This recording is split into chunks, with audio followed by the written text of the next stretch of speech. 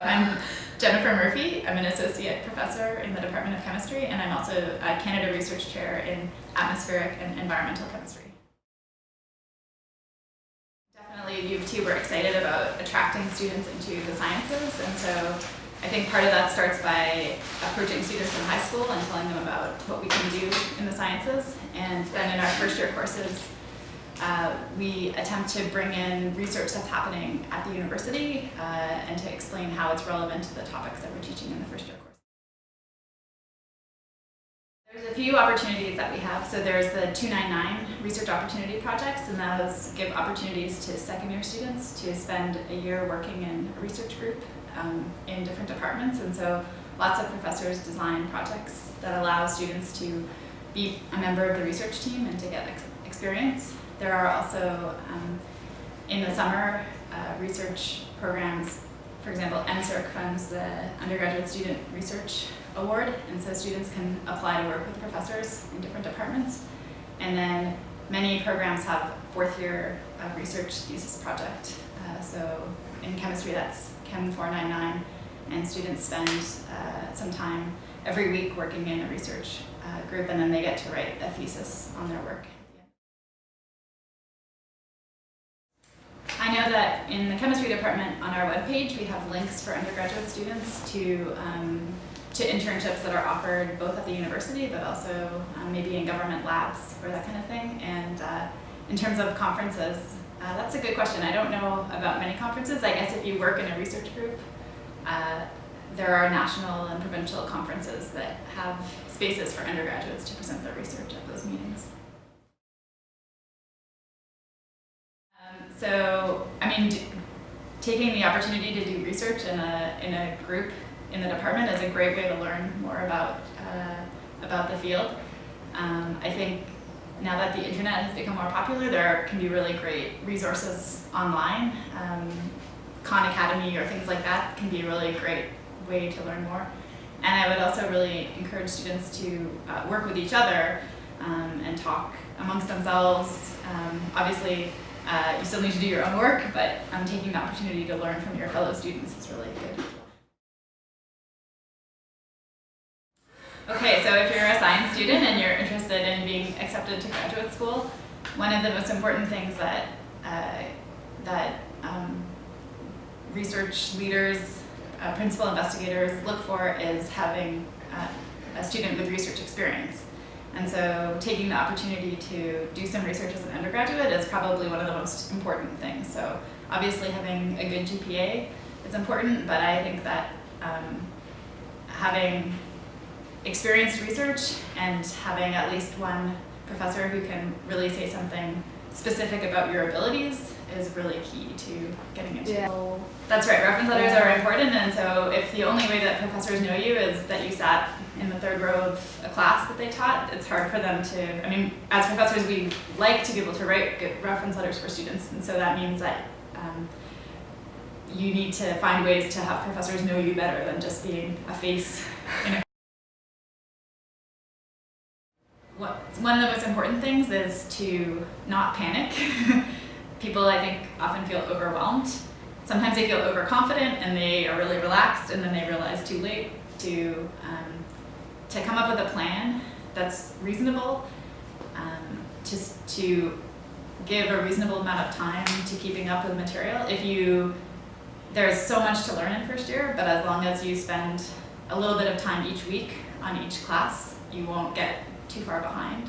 My sense is that students are either really ambitious and imagine that they're going to be able to work 80 hours a week and burn out, and that's not good, or they think that everything's fine, everything sounds kind of familiar from high school, and they don't really worry about it, and then the midterms arrive and they realize, oh, even if I heard the word before, I didn't understand the concept at the level I need to for university. And so I think in those first few months, if you recognize that the point of your first year classes is not just to get a grade at the end, but it's to lay the foundation for the program of study that you're going to follow. If you're always keeping in mind that you want to make sure you have all of the foundational knowledge you're going to need going forward, then you're approaching the classes from the right perspective.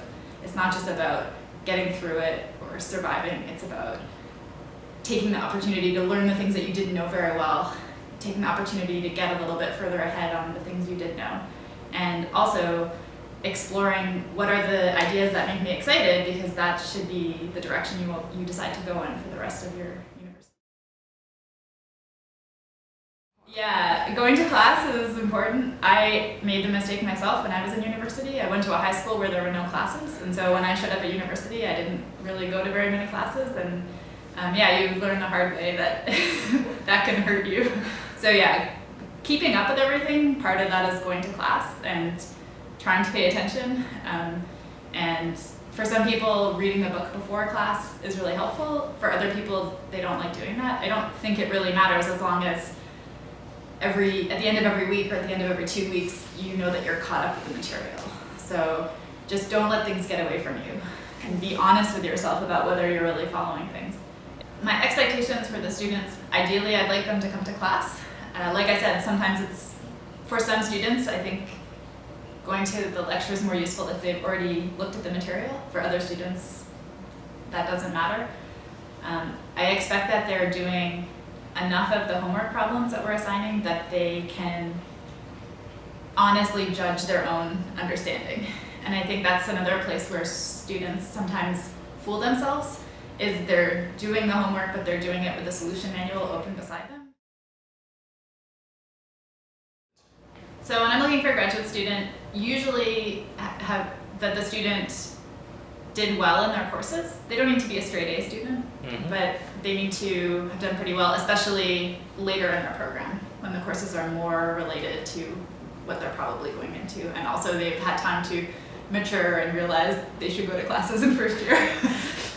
I think the most important thing is being excited about research and being comfortable with the idea that you don't know the answer to something. Because some students do really well in undergraduate because they always need to know the answer. And so they get really good grades. But actually in research, it's all about not knowing the answer and being excited about not knowing the answer. And so my expectation is that the student will spend some time at the beginning learning about the basic subject area, reading papers, understanding in the literature what is known about this area or this question already. And then we work together to find the questions that we think we can answer. So what tools do we have that are special, or what's a new way of thinking about the problem, or applying tools to a new area.